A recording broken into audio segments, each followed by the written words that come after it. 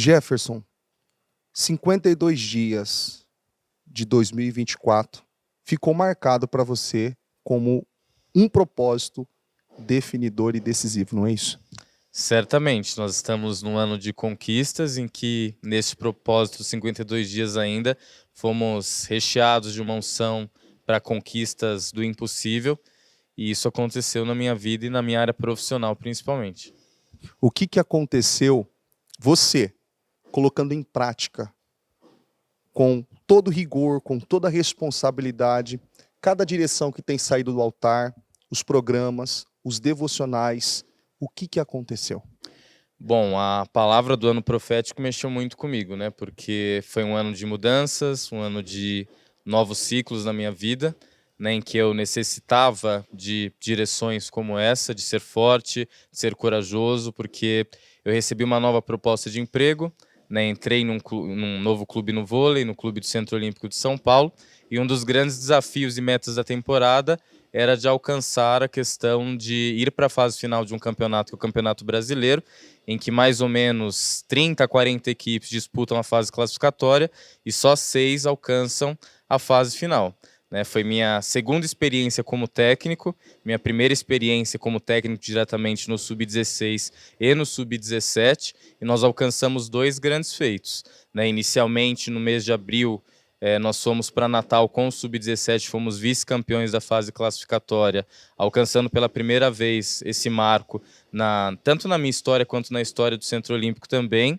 E agora, durante 52 dias, né, no mês de julho, nós viajamos com o grupo Sub-16, que foi um grupo que nós perdemos 3 peças importantes, ainda assim batalhamos bastante, tivemos muita dedicação, muita disciplina e surpreendemos grandes equipes sendo campeões da fase classificatória e também garantindo essa vaga para a fase final, após vencermos a equipe do Minas por 3-0 e temos mais um resultado inédito, né? Um vice-campeonato e uma conquista inédita. 2 grandes conquistas, na verdade, uma prata e uma medalha de ouro para nós nessa fase classificatória. Você mencionou algo em off aqui que é muito importante frisar aqui, porque você mencionou que você era inconstante. E esse ano, com base nas direções que a bispa deu, você passou um risco no chão e você disse, chega. A partir de agora eu vou agir assim e eu vou ter essa postura. E partindo daí, vieram os frutos. Exatamente, né? Nós sempre temos muitas desculpas ou justificativas. Então eu tinha um problema de ser bastante inconstante. Às vezes acompanhava os cultos, às vezes não acompanhava, mas principalmente na minha rotina devocional. Né? Nós recebemos muitas palavras sobre viver para um propósito maior, sobre essa questão do servir. E já no início do ano eu fiz um propósito com o Senhor de que eu iria me dedicar e gravar 366 devocionais no ano, para procurar impactar a vida de alguns atletas, né, que é a área que eu trabalho, que é a área que também foi citada uma vez aqui, me tocou bastante, né, que nós somos a igreja, nós precisamos impactar onde nós estamos. E a partir disso comecei a gravar esses devocionais. Já estava gravando no final do ano passado, mas mais assiduamente a partir do dia 1º de janeiro. Um atleta, né, que estava passando por uma transição, ele ouvia esses devocionais diariamente, mas também durante esse período dos 52 dias que vieram muitas palavras sobre recomeços, sobre um tempo de resgate, sobre um tempo de restituição, nós tínhamos uma unção maior para alcançar mais almas. Né? E eu falo que foi um de repente, mas nunca é um de repente. É sempre uma semeadura e uma recompensa do Senhor. Né? Durante esse período, de 1 a 2 meninos, foi para um número de 7 a 10 meninos que hoje escutam esses devocionais, compartilham esses devocionais, tem uma agenda, tem um caderno para enviar um feedback, para falar o que eles entenderam, ou enviam por áudio ou por um texto, e de alguma forma você vê o evangelho se espalhando, mesmo que eles não estejam, né, diretamente acompanhando os mesmos cultos, as mesmas palavras, mas que de alguma forma Deus sempre recompensa. Né? E um outro propósito que eu fiz com o Senhor também este ano, né? Ano passado, quando eu tinha sido técnico eu já tinha entregue por volta de 50 livros do Muito Bom Dia. Né? E Deus me presenteou com uma oportunidade de ser técnico, dessa vez de 2, 3 categorias. Né? E eu prometi para o Senhor, porque sempre tive muita mentalidade fechada quanto a ofertar e dificuldade quanto a isso. Né? E desde o início do ano, em janeiro, nos meus projetos de conquistas para 2024, eu passava na livraria, comprava alguns livros e entregava.